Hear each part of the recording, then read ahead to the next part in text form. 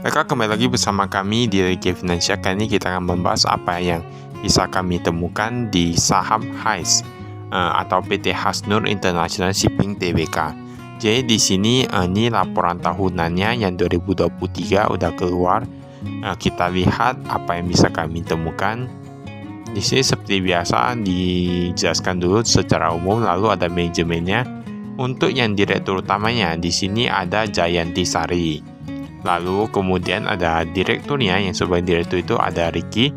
Untuk alamat kantor mereka ada di Office 8 Building 70 Jalan Senopati nomor 8B. Jadi ini ada di Jakarta Selatan, ini kantor pusat mereka. Kemudian ini ada juga alamat sesuai KTP, nomor telepon, dan lain-lainnya. Untuk kasnya disajikan dalam bentuk satuan penuh. Dalam nilai satuan penuh, kemudian dalam bentuk rupiah. Custom bank kita lihat saja berkurang ya ini kayaknya. Tahun lalu sekitar 182 miliaran, sekarang hanya tersisa 148 miliaran. Bahkan kalau kita lihat piutang usahanya pun meningkat nih. Saya entah kenapa kami kurang suka kalau piutang usaha yang pihak bereaksi agak banyak ya. Kita lihat dari 30 miliaran menjadi 60 miliaran, kemudian pihak ketiga dari 25 miliaran menjadi 59 miliaran. Persediaan oke lah, karena dia meningkat dari 9 miliaran menjadi 10 miliaran. Total aset lancarnya dari 257 miliaran menjadi 292 miliaran.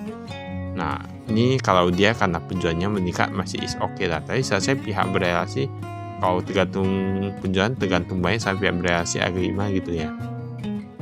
Total asetnya dari 600 miliaran menjadi 900 miliaran. Jadi ini mengalami peningkatan juga. Ini meningkat cukup banyak loh. 600 miliaran menjadi 900 miliaran. Dan kalau kalau kami lihat dari sini ya, tapi ini agak bagus nih penjualannya. Liabilitas jangka pendek utang usaha pihak bereaksi agak turun 4,4 miliaran menjadi 1,2 miliaran. Yang pihak ketiga meningkat 40 miliaran menjadi 44 miliaran. Ini utang usahanya. Utang pihak ketiga menurun sedikit. Lalu total liabilitas jangka pendek meningkat dari 85 miliaran menjadi 120 miliaran. Jadi ini hutangnya meningkat cukup banyak. Tapi kalau misalnya dia hutang itu karena memang penjualnya urgent, mereka butuh bahan baku atau gimana, itu masih is okay. Kita lihat sebenarnya ini mereka pinjam karena apa? Karena untuk bayar hutang lagi, atau karena lebih produktif karena menghasilkan keuntungan lebih banyak ya. Untuk yang total liabilitas jangka panjang dari 29 miliaran menjadi 127 miliaran, meningkat sangat pesat. Bahkan total liabilitasnya dari 114 miliaran menjadi 248 miliaran, meningkat berkali-kali lipat. Ini bahkan kalau kita lihat ya, ini hitung-hitung ini berarti di atas 2 kali lipat untuk peningkatan yang hutangnya ya. Semoga saja ini hutangnya ini bagus ya. Total ekuitas dari 539 miliaran menjadi 666 miliaran. Jadi bukan liabilitas saja, ekuitasnya pun meningkat cukup pesat menjadi 666 miliaran. Dan kalau kita lihat tampaknya ini kayaknya labanya bagus. Karena mengapa? Ekuitasnya itu meningkat tajam. Dia bukan cuma liabilitasnya, tapi ekuitasnya ini meningkat hampir sama dengan liabilitas kalau dibandingkan dengan sisi nilai ya, bukan dari persentase ya. Ini ada pendapatan, benar sekali ya, dari 780 miliaran menjadi 941 miliaran. Beban pokok penjualan meningkat tapi masih gak begitu banyak, sehingga mereka bisa mencatatkan laba bruto yang cukup tinggi dari 199 miliaran menjadi 258 miliaran. Untuk beban usaha kita lihat meningkat sedikit, laba usaha 125 miliaran menjadi 173 miliaran. Ini sangat cukup bagus ya. Pendapatan lain-lain, pendapatan bunga pun meningkat 2,7 miliaran menjadi 3,3 miliaran. Pendapatan jasa keyakinan meningkat. Beban bunga meningkat cukup banyak karena tadi penjangka meningkat cukup banyak ya. Dari 2,8 miliaran menjadi 6,9 miliaran. Tapi misalnya kalau dia yang mereka dapat laba lebih tinggi, masih oke lah. Kita lihat saja. Labanya saja kalau lebih meningkat 50 ataupun puluhan miliaran. Kalau cuma 6 miliaran gitu kan kayak gitu berpengaruh ya beban bunganya. Tapi kalau banyak ya itu berpengaruh, tapi ini kayaknya kayak gitu apa ya. Ini ada laba sebelum beban pajak penghasilan, pendapatan atau beban lain-lain neto. Laba tahun berjalannya dari 116 miliaran, sekarang menjadi 157 miliaran. Jadi dia meningkat cukup banyak, dan ini tampaknya ini bagus ini ya. Tampaknya bagus kalau kita lihat.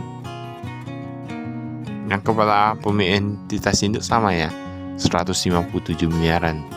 Karena biasa kita lihat itu yang laba tahun berjalan yang kepada pemilik entitas induk 157 miliaran. Cukup bagus. Bukan cukup bagus sih, saya agak bagus sih sebenarnya.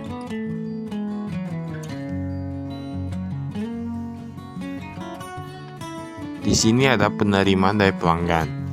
Penerimaan dari pelanggan meningkat dari 700 miliaran menjadi 800 miliaran. Kan dia memang meningkat, lalu pembayaran kepada pemasok pun meningkat. Nah ini nih, kan ada orang yang labanya itu meningkat tapi persediaan berkurang. Tapi di sini persediaannya pun meningkat, mereka bayar lebih meningkat pemasok dan labanya pun bertambah, berarti benar-benar bagus sih. Maka persediaan meningkat pun 100 miliaran dia kalau kita lihat ya. Itu berarti kalau kita tambah dengan labanya, kalau mereka beli lebih sedikit bisa jadi labanya lebih besar lagi.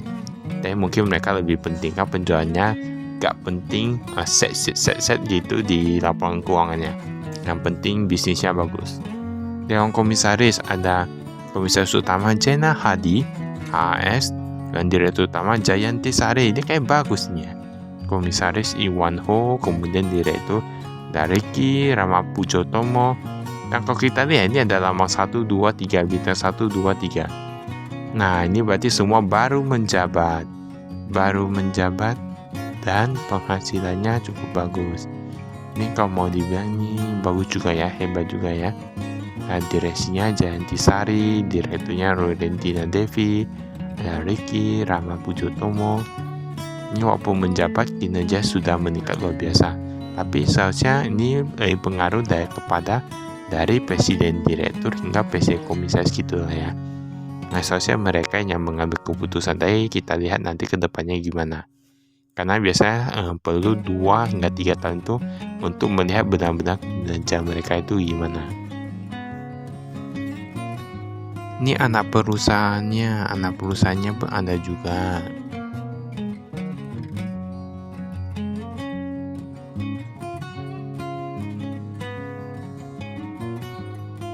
Yang ini kita skip. Biasa nanti langsung sampai yang dikasih nih.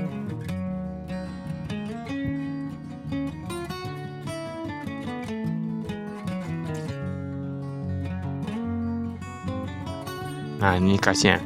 Jadi mereka ini gak tampilkan cukup detail, tapi ini suatu masuk detail, tapi mungkin gak banyak kali ya mereka taruh banknya. Ini taruh paling, ini kas yang di tangan nih, kita dulu kas di tangan. Kemarin ada sekitar 12 jutaan, sekarang menjadi 5 jutaan. Dan kas di bank, kemarin yang paling banyak itu di Bank BNI, sekarang menjadi Bank Mandiri. Dari 4 miliaran menjadi 132 miliaran. Dan Bank Oke udah gak dipakai. Nah kak ini, Bank Oke udah gak ditaruh ya. Kemarin ada taruh 40 jutaan, sekarang udah gak ada. Sekarang dari 182 miliaran menjadi 148 miliaran untuk total kasnya. Piutang usaha kita lihat, ini yang bereaksi ya. Bereaksi ini meningkat sebenarnya. Dari PT Bumi Rantau, Energi Batubara, kemudian PT Hasnul Jaya Internasional meningkat semua. Walaupun kami kurang suka pihak bereaksi kalau meningkat, tapi ini mau dibilang nanti kita lihat pihak ketiga. Kalau pihak ketiganya juga meningkat cukup banyak, mau dibilang sebenarnya bagus nih ya. Nah pihak ketiga pun meningkat cukup banyak. Kita lihat saja dari 26 miliaran menjadi 60 miliaran. Besar gak itu? Nah besar lah, itu dikali berapa kali lipat tuh, bahkan dikali mungkin lebih dari 2 kali lipat ya. Dan mau sampai 3. Paling banyak itu yang di Kaltim Primaco dari 8 miliaran menjadi 30 miliaran. Dan lainnya ada perusahaan yang dia baru masuk. Nah dia baru masuk, lalu ada juga perusahaan yang dia udah gak masuk lagi. Nah jangan berarti gak jual lagi ke mereka. Dan kita lihat dari sini jatuh temponya. Jatuh tempo luar biasa, cash flow-nya luar biasa bagus. Kita lihat kemarin lebih dari 3 bulan masih ada 295 juta. Sekarang udah gak ada ya, 1 bulan sampai 3 bulan cuma tersisa 1,6 miliaran, memang hampir sama dengan tahun lalu, dan sekarang udah masih mendingan lah. Ini berarti cash flow-nya benar-benar bagus ya kalau kita lihatnya. Persediaan pun meningkat, bahan bakar dari 8 miliaran menjadi 9 miliaran, suku cadang menjadi 300-an juta menjadi 500-an juta, beban dibagi bunga. Di sini ada asuransi dan lain-lain. Ya, ada aset tetapnya bisa dilihat.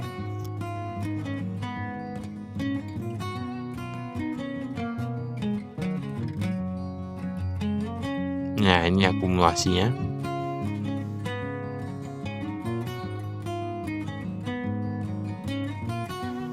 Beban docking ditangguhkan. Ada yang tahu nggak? Docking itu apa? Docking itu ini kan dia bergerak di bidang pelabuhan gitu ya. Docking itu seperti perbaikan kapal. Nah, misalnya kapalnya itu yang angkut minyak ada yang bocor, kemudian ada yang bagian pakainya bocor, atau ada yang rusak, kerangan dan lain-lain. Nah, itu mereka di docking, jadi perbaikan kapal gitu. Kemudian ini ada utang usaha, pihak berelasi, pihak ketiga. Bahkan utang usaha meningkat sedikit ya, tapi nilainya gak gitu banyak kali jika dibandingkan dengan piutang. Karena piutang kan kita mendapatkan, utang kan kita membayar. Jadi sebenarnya bagus nih kalau kita bilang perusahaannya. Utang lain-lain pihak ketiga, wah ada utang kepada karyawan juga ya, 61 jutaan. Wah, kemarin 173 juta, tapi itu entah karena jangan-jangan ada SP, ST dan lain-lain gitulah ya.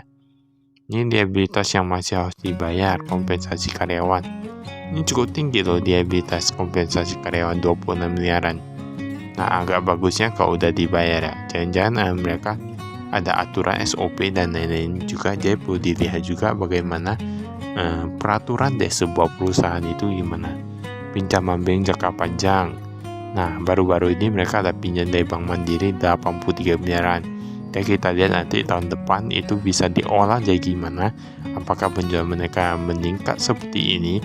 Karena walaupun begitu, seperti yang kita ketahui, mungkin ini karena ada hubungan dengan perusahaan minyak dan lain-lain gitu ya.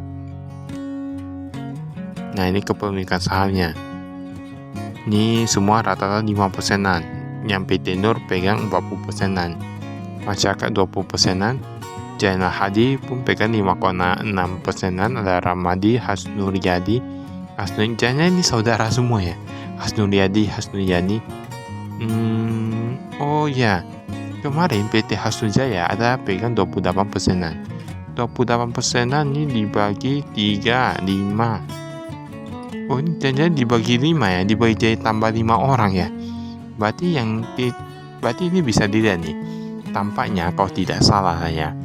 Kayaknya kalau kita lihat sepertinya yang PT Hasnujaya ini, Hasnujaya International ini udah dibagi kepada beberapa orang, kepada 5 orang. Jadi makanya sahamnya itu 28 dibagi 5 jadi 5,6%. Seorang gitu lah ya. Nah, jadi nanti kita lihat ke depannya itu gimana. Apakah kalau dengan banyak orang itu mereka bisa menjaga kerjasama yang bagus untuk kemajuan perusahaan atau enggak? Setahu kami agak susah ya. Dan nanti kita lihat saja. Semoga bisa, kalau bisa hebat. Beban pokok pendapatan ada spot kapal, bahan bakar, channel fee, keagenan, docking, dan lain-lain. Ini totalnya ini meningkat dari 500-an miliaran menjadi 600-an miliaran. Jadi dia meningkat cukup banyak, apalagi yang di spot kapal ya. Spot kapal dari 300-an miliaran sekarang menjadi 400-an miliaran. Dan beban usaha kita lihat ada kompensasi karyawan 47 miliaran menjadi 58 miliaran. Yang kita lihat tadi kan ada 25 miliaran juga ya dia. Nah, jadi ini entah kenapa kompensasi karyawannya banyak. Dan setahu kami yang di bagian dermaga itu memang banyak ya yang perlu dibayar ya. Nah, ini beban umum ini udah yang di umum gini ya. Saya udah dibahas.